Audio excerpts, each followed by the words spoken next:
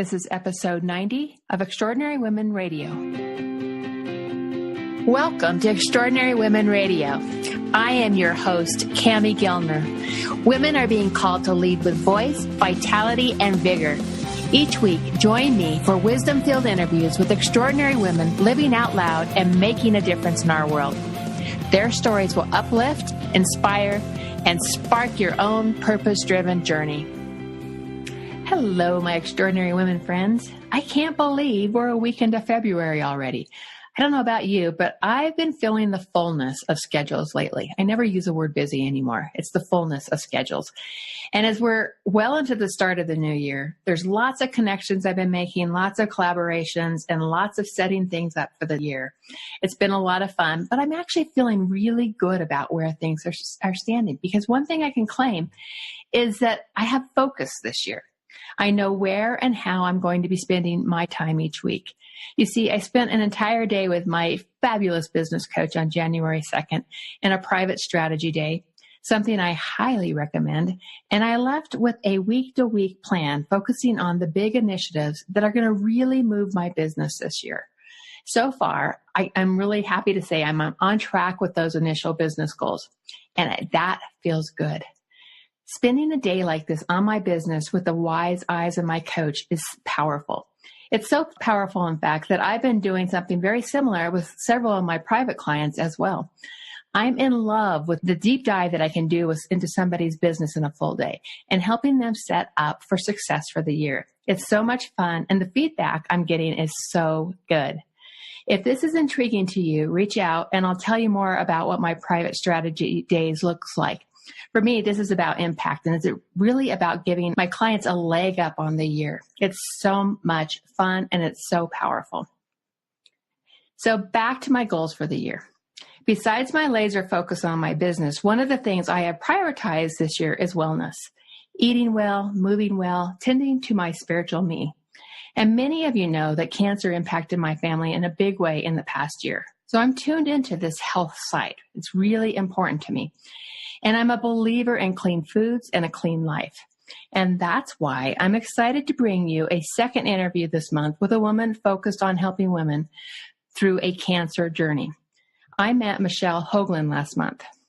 This was just a few days after our mutual friend, Mia Voss, whom many of you will remember from my Ignite event last fall, or from her Extraordinary Women Radio podcast interview of last year. But Mia had mentioned to me, "You need to know Michelle Hoglan." Then she had mentioned to Michelle, "You need to know Cami Gellner." Then, as happenstance would have it, we ran into each other at an event. The serendipity, right? The planets aligned and we met. So Michelle Hoglan is a breast cancer survivor. Her journey with cancer, from the initial diagnosis to treatment and beyond, prompted her to start a new organization called the Boob Report. She shares this story with us today, and she shares how a breast cancer journey can be overwhelming, the fear, the pain, the unknown. Michelle wanted to try and make this journey a little bit more manageable with a resource women could turn to when they were going through breast cancer. The Boob Report guides breast cancer warriors to local doctors, support groups, and general information that she found useful during her journey. But it's much more than a resource of information. It's a community. And I believe in the power of community. Mia was right. I needed to meet Michelle, and I'm so excited to bring her to you today. Let's meet Michelle Hoglan, the founder of the Boob Report. Well, welcome to Extraordinary Women Radio, Michelle. It's so great to have you here with us today. Thank you so much, Cami. I appreciate it. I appreciate you having me on. Yeah, and it was so great to meet you a few weeks ago at the E-Woman meeting and just get the chance to have some face-to-face time. Yes, especially since so many people were telling me that I needed to meet you. It was just wonderful to actually run into you face-to-face that day. Absolutely, absolutely. So you are creating an important resource for women with breast cancer, the Boob Report. And I know this idea came from your own journey through breast cancer. Can you tell us a bit about your story, how you moved through that journey and just how this came to be, the Boob Report?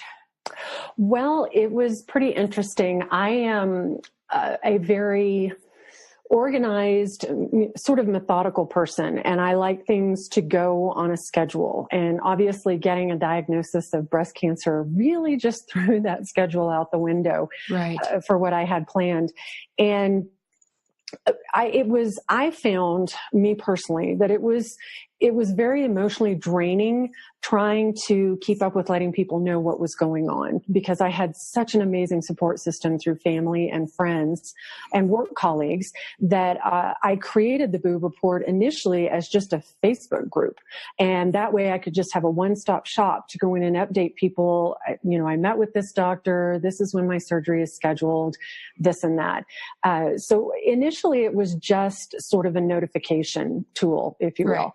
Right. And as I was going through, I was noticing that I just was really getting such positive message and such amazing support from people through that group that some friends of mine suggested that I make it a community page and invite other people in who had had similar experiences. And the reason we decided to do that was two of my friends, women that I knew locally that were following me, were very inspired by what I was doing to go get actual mammograms. They hadn't been in a while. And those two women were actually diagnosed with breast cancer after, oh my gosh, getting their mammograms. So my husband, just this wonderful, amazing man, said, honey, you've already helped two women. You basically have saved two women's lives. You need to do something more with this page. Right. So it was pretty amazing. And I still get chills thinking about it. I'm getting chills as you're saying it. It really spurred something in me to start giving back more. I did have to have a bilateral mastectomy. I only had cancer in my left breast, but I decided after everything that I'd been through, I really didn't want to have to go through that again. So I made the decision to do a bilateral, and I was very blessed. I did not have to have cancer, chemo or radiation. Mm-hmm. So I felt like, my journey was maybe a little easier, if you will, than what a lot of women have to go through. So since I was given that gift, I wanted to give back and create a resource for women to have to, talk to other women in the same situation, where, how important is physical therapy? Do I really need to do that? Where's a good place to get a bra? Because, going through that surgery and having the mastectomy and then the reconstructive surgery, bras don't fit like they used to do. So you need to get, measured. And there was just a myriad of things that I wanted to have in one spot that made it easier for women. And you, when we were chatting a few weeks ago, you were talking about even just finding the doctors and the different support teams that you were working with going through that journey. You were looking for a resource, right? You were looking for a resource that could tell you where those resources were, right? Oh, like a single space, and you weren't finding that. No, not at all. If you've been through something where you're diagnosed with cancer, or you're diagnosed with heart disease or something like that, and you see a doctor, they're doing the best they can. They're delivering bad news, which of course I'm sure hurts them in some way, but there's not a lot of resources for them to hand over. So I was handed a white sheet of paper with a list of doctors' names on it, probably a dozen doctors. Well, go through and look at this list and start making some phone calls and see who you want to meet with. Well, the world we live in today, everybody's Googling each other. And so I would go on and look at these doctors because, number one, I didn't have the emotional bandwidth to drive around and make appointments to see 12 different doctors. Right. I wanted something that was very easy and at my disposal to kind of go through and whittle through what I wanted to know about each doctor. Unfortunately, some of these doctors didn't have websites. They had no Google presence, anything like that. So I initially skipped over them and I picked 3 that I could find. And luckily I scored big time with my surgeon that did my bilateral mastectomy and my plastic surgeon, because they're both young and understand the benefit of being online and doing some really creative marketing to get that perfect patient in the door. So what I wanted to do through my business and through my experience was be able to work with these doctors to hand out information on the Boob Report as a resource for women to reach out to, so that on my website that we'll have built eventually is that information, so they're not having to search all over the place. Okay. And so did you tap into sites like Health Grades, and it just didn't give you the kind of information you were looking for, really, is what I'm hearing? Right. And, I just Googling them, and there were some doctors that had retired that, weren't off the list.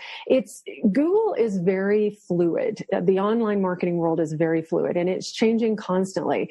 And the healthcare industry is the number one searched industry online. So if you want to get that perfect patient in the door, you need to do some marketing. And I know that that's not what a lot of doctors want to do, but I managed through my searching to find the two perfect doctors that I connected with, that I felt safe with, and that I trusted to walk me through this journey. And that's so important. I mean, it's such a big decision to choose which doctor that you're going to go through. I went through a really long, difficult cancer journey with my little sister, who I lost last year to cancer. But over the course of the time with her, she, was like, which doctors were the ones that were the right doctors to choose? Which were the alternative medicines that we could bring into the mix of the journey? And, so did you look at alternative, healing functions to bring into your journey? I did. I actually have an amazing oncologist that's local here in Denver that is open to alternative forms of treatment. Again, I was a step ahead because I didn't have to do the chemo or the radiation. So really right now it's supplements, it's, changing my diet, my lifestyle a little bit, and just being very self-aware of my body. And I know that there are a lot of women choose to go the traditional route, and a lot of women choose to go the more alternative route. And I respect either decision. Exactly. It's a personal choice. Exactly. It's absolutely a personal one. And that is something that I will bring to the Boob Report is, if you decide to take this route, this is what you need to look at. If you decide to go this route, because for me, the most important thing is information and knowledge, because that's power. And that makes you feel more comfortable when you go in and see a doctor. And if you meet with a doctor or you talk to a doctor's, office on the phone, and you don't get that right feeling, you don't get that you're their number one priority, then you might need to take a step back and try out another doctor. Right. So what was the most useful resource for you as you moved through, as you fought breast cancer?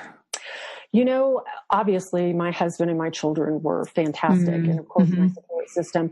But I will tell you that my physical therapist was truly, truly amazing. And she and I connected on a pretty deep level. She really got me, so to speak, and really figured me out with my personality and things like that. And she was the first person to call me out on actually not accepting that I had cancer, and that I had just kind of blown through everything and, okay, I've got this done, check it off the list, check this, check that. And I hadn't really accepted it and experienced it. So she actually called me out on that. So tell me a little bit more about that. I mean, so just talk a little bit more about that, because I think that so often it's easy to not really fully own our situation. And it was, as I said in the beginning, I like things to be in order. I like a schedule.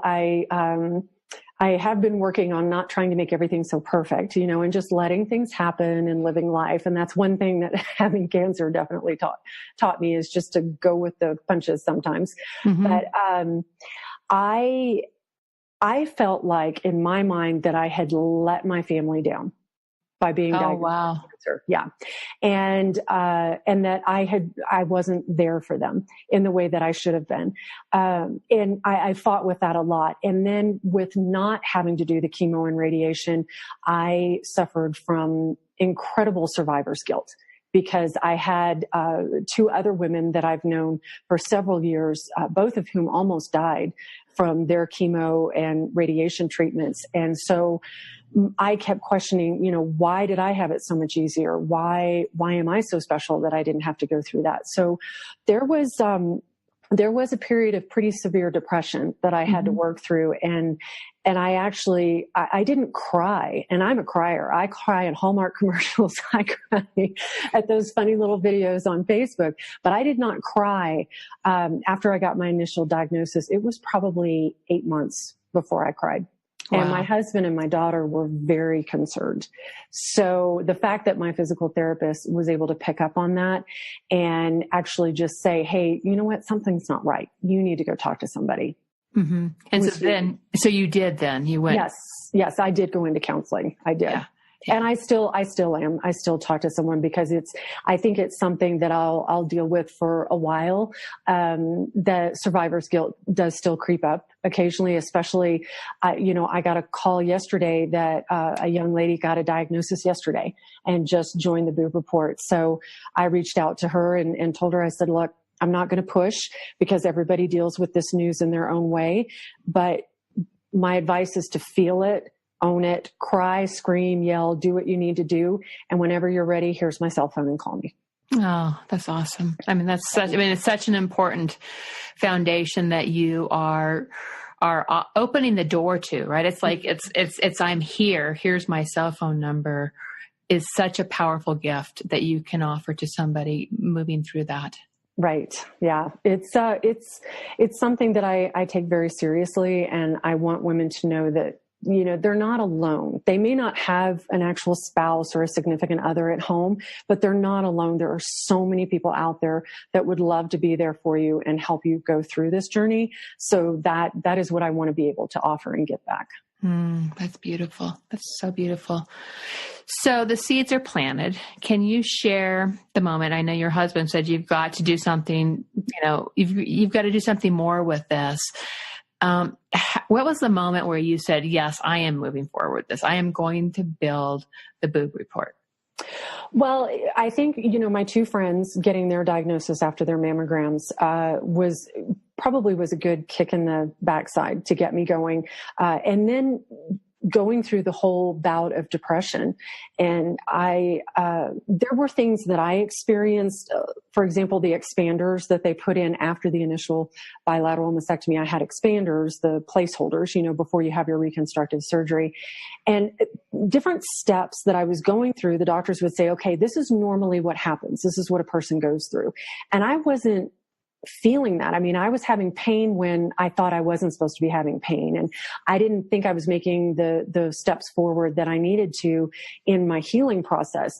And it occurred to me that everyone's different. Every single woman experiences things differently. And that makes you feel like, okay, well, maybe I'm doing something wrong. And you're not at all. So that's what really spurred me on, was to let people know it's okay if you're not following the way the doctor says you're supposed to be doing this. Everyone is different. Yes, that makes a lot of sense to me. Mm-hmm. So what's the big vision? What's the big vision? Well, my goal for 2019 is to get the Boob Report, the website going. We've got the, community Facebook page. We're really going to be working on that and building an Instagram account. To get the website launched, my goal is for October. Mm-hmm. And I'm going to be writing my experiences. So I am going to have a book, the Boob Report, which I'm hoping I'll be able to release at the same time in October, and really launch that, because Denver is my hometown. This is where I went through my journey. And then eventually, over the next several years, I want to be able to build that resource website in every major city in the United States, so that women in New York, women in Miami, women in LA, Dayton, Ohio, they have access to something where they can look and see what's available in their community to take advantage of. Nice. That's really beautiful. And what is it that you need? Because you've got an audience here, right? It's like, what is it you need to make that vision come to fruition?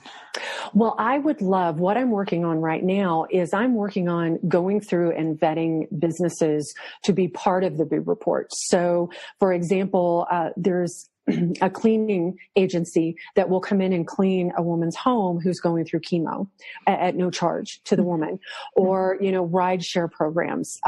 You and I were discussing the healing, and I'm going to get the name. The Hope Held by a Horse. Yes, that is beautiful. Right. Things like that, any suggestions that people send to me, I will absolutely check them out and vet them so that I can, plant that seed and on the website and have those resources available for women. Yeah, and I'll just put a kicker in here for Hope Held by a Horse because it's my dear friend Carrie Borcherding, and it is about bringing equine assisted work to. It's like a whole weekend retreat for women who are going through breast cancer treatments, and it's a beautiful opportunity to really connect with yourself, to deal with the emotions that you were talking about. It's a way for women to even find some of their own inner healing with the power of the horses being as being their guides really through it. It's really beautiful work, and I'm so glad to be connecting Carrie to you.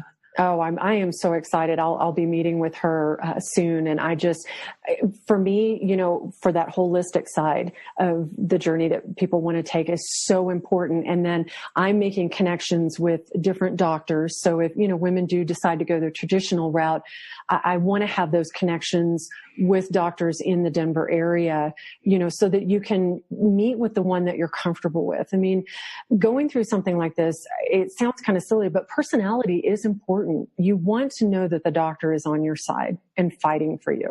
Absolutely. So yeah, being able to provide that and just really go through and do the research part as much as possible so these women don't have so much work to do on their end.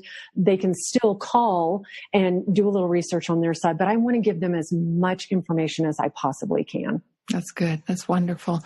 And if people have ideas of practitioners or programs, how should they reach you? Well, they can email me. I have my email is Michelle, 2 L's and an E, Hoglan, Hoglan, and the number 1 @gmail.com. That's the email for the Boob Report.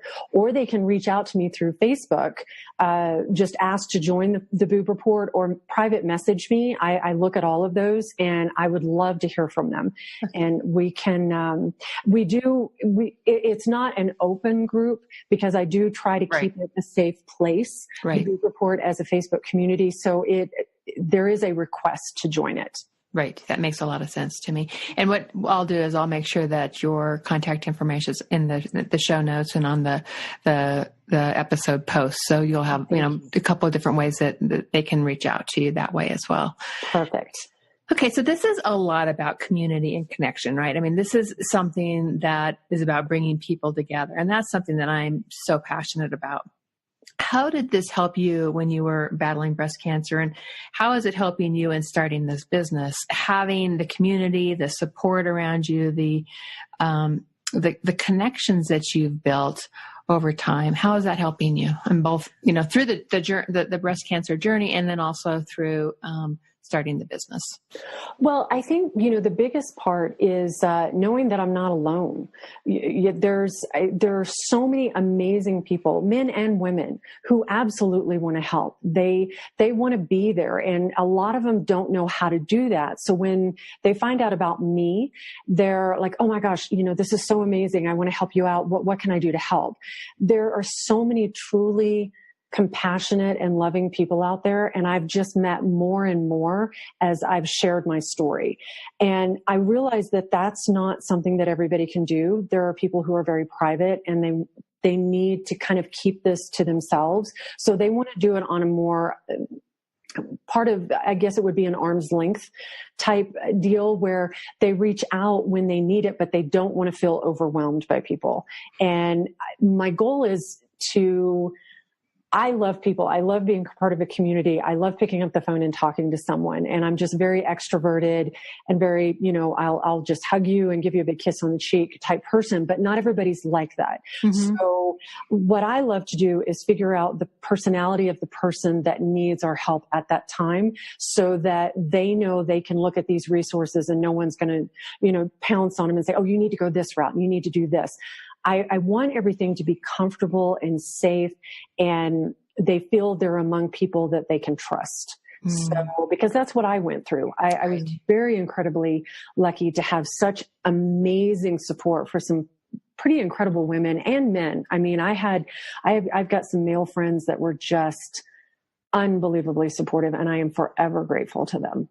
Right. And I think, as people move through things like this, it's, some people are very private with it, right? I mean, other people are much more open with it. And it's really about meeting people where they're at and creating that space like that.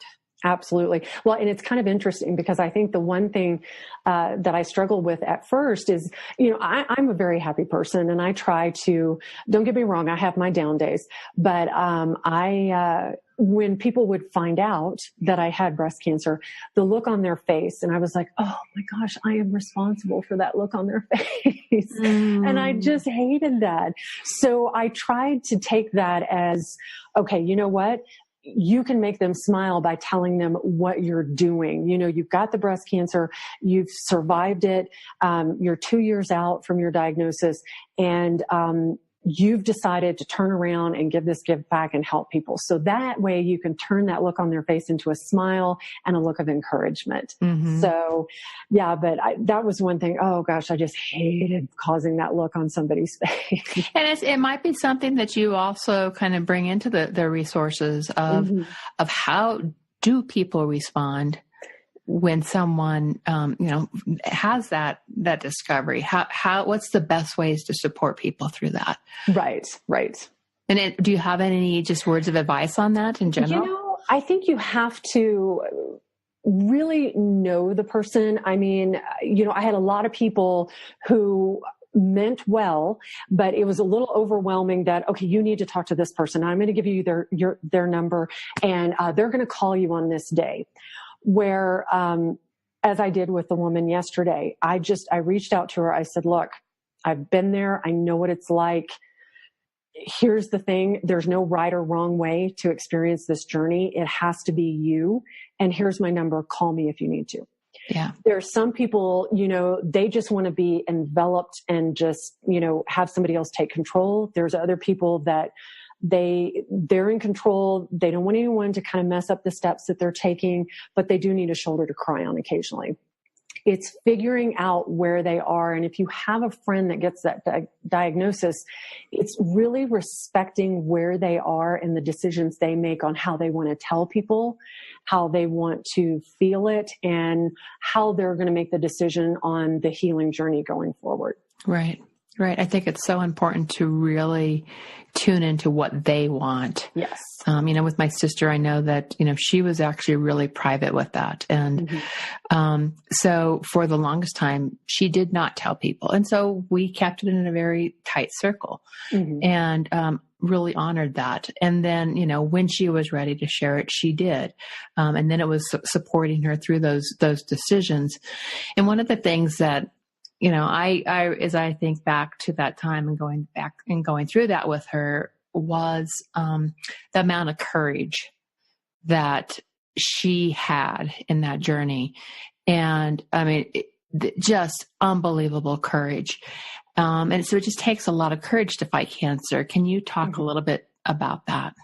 Oh, absolutely. I mean, it was kind of a sucker punch to the gut when I got my diagnosis. And I actually didn't really fully embrace it for about 3 days. I was like, okay, all right, I've got breast cancer. And I had a nurse navigator. I have to say I was very impressed with the way the doctors handled it. I immediately had a team member on my side, this is who you're going to go see for your MRI. This is what's going to happen. So I just jumped in and do what I normally do. I've got my checklist. I've got this, I've got that. And 3 days later, I dropped my phone in the toilet.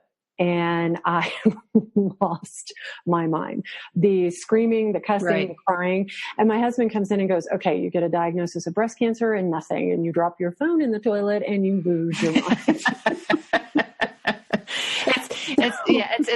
It's so interesting. I mean, there was a post that I made on Facebook over the weekend that was about, as women, we, when we cry and we totally release everything like that. When we go to a breakdown point, it is not about that moment. It's about all the stuff we've been holding inside. Yes, absolutely. And it's, I had to learn to let go. And, not be in charge of absolutely everything. I was still in charge of, it was my decision on the bilateral mastectomy. It was my decision on what doctor to use. But there were some things that I had to let go of. I had to, not be in absolute control, not just be, the strongest person. If I needed to cry, I should have cried, which, obviously I didn't do for the first 8 months. But I think my mom made the comment to me. She said, I am so incredibly proud of you. You were just handling this so well. And I remember saying, Mom, I could curl up in the corner and start crying my eyes out, but I'm still going to have cancer. Yeah. So, I've got to figure out how to live with this, get better, and move on so I can be here for myself and for my family. Yeah. Yeah. So you're on the other side of cancer now. What has changed in your life? I don't take it for granted anymore. I don't wait for things to happen. I don't want to say that I was content, but I like to experience new things now. I was sort of a fraidy cat before this, that might be too deep, but now I'm like, okay, yeah, nope, let's go dancing. Let's go do this. Let's take that spur of the moment weekend trip. I'm trying new things. I've never really been a cook. So now I'm trying new recipes. I've made the decision that just this year, I think I want to learn a foreign language. So, it's, life is precious and you never know when it could be taken away from you. It's a gift. And so I just don't take things for granted anymore. Yeah. And what about just life practices in general? Have you adopted new ways of eating or being or anything along those lines? Yes, I noticed that, and I will share this, that, in the United States, 1 in 8 women are diagnosed with breast cancer. It's 1 in 7 in Colorado, and they don't know why that it's, that number. There are diets, sugar, processed foods, and stress. Right. Really, honestly, I had the genetic testing. I have 0 markers for cancer. There is no history of cancer in my family whatsoever. And so I was just basically kind of the luck of the draw that I got it. Right. And it's one of those things where I took a step back and I'm like, okay, you know what? Maybe I should really start focusing on, self-healing, self-help, listening to my body. Mm-hmm. And so I work out, I do the physical therapy. I'm still doing physical therapy because I do struggle a little bit with some pain that was left over from, my first surgery. But I've learned to listen to my body more, and I've just really taken steps that when I feel like I'm getting stressed, I get up and walk away from my desk, or I go out and run around with the dogs and play, or I'll just pick up the phone and call my daughter or my son. They're both off at college now. Or I'll just go out and sit on the couch and snuggle with my husband. Right. I just, life is too short to worry about all of the stuff. Just focus on you. And try, I'm not happy every day, but I try to find joy in something, even if it's just my cat sitting on my lap and my dog snuggling up next to me. That's perfect. Absolutely. Absolutely.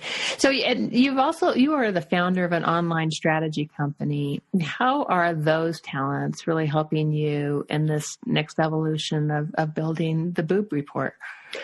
Well, that's a great question, because I love to tell people we service our company services the healthcare industry. That's our number one niche. And we've worked with all different kinds of doctors, dentists, orthodontists, things like that. And my personal journey of getting my diagnosis, being handed that white sheet of paper, and then going online and, trying to find the perfect doctor, it's helped me bring what I know I need to do for the Boob Report, make finding a doctor a little easier, but also working with the doctors on the flip side through my other company of helping them get their message out. There are some amazing doctors out there, but they're not marketing themselves as, alternative medicine, or, I treat women unfortunately, there's more younger women being diagnosed with breast cancer, and there are doctors out there that specialize in younger cancer patients. So being able to get that information out there so that people aren't having to search so hard to find you is what I've been able to do with my personal experience and with my experience through my business. That's awesome. That's totally awesome. So the final question that we always close with is, what 3 pearls of wisdom can you leave with our audience today? Well, I will tell you, it was hilarious. Everybody was picking a word for 2019, and I just could not settle on one word. So because I just have to be difficult. So I chose 3 words, which I think tie really well with each other, especially with what I'm trying to do and the message that I'm trying to get across. Is my first word is courage, because it took a lot of courage to admit that I, was suffering from depression, to admit that I was going through pain, and speak up and really learn how to tell my story to people so that I could help other people, which led to my compassion, which is my second word. And I'm a very compassionate person. I want to help everybody, animals, people. I want to be there and do what I can to help. So compassion is a very big word for me, and being able to create the Boob Report and give back is been very good for my heart, and makes me feel like I'm really contributing. And then my last word is confidence. I think, oddly enough, with getting the diagnosis, with fighting through everything, I've realized that there is absolutely nothing that I can't do. That's beautiful. And it's important work that you're doing, right? I mean, this is why I wanted to tell your story here, because what you're doing is so important. And when we go through stories in our lives and we can turn those and do good with that, like you're doing, that is so inspiring. So you're really inspiring me, Michelle. And thank you for what you're doing. Oh, thank you so much, Kim. I appreciate you having me on so I could share this. Absolutely. You have a wonderful day, and thanks for joining me, and I hope to see you soon. Yes, absolutely. Okay, bye. I hope you liked this episode of Extraordinary Women Radio. If you did, please share this podcast with your own special tribe of women and help spread the love, the dreams, and the inspiration. Are you ready to raise up your voice, your visibility, and your business? I invite you to visit me at CamiGellner.com to find out how you can make heartfelt connections to mindful strategies to ignite an abundant flow of cash and clients into your business. I'd love to hear from you on any of my social media channels. I'm on both Facebook and Twitter. Till next time, my friend, listen to your heart, follow your dreams, and be you.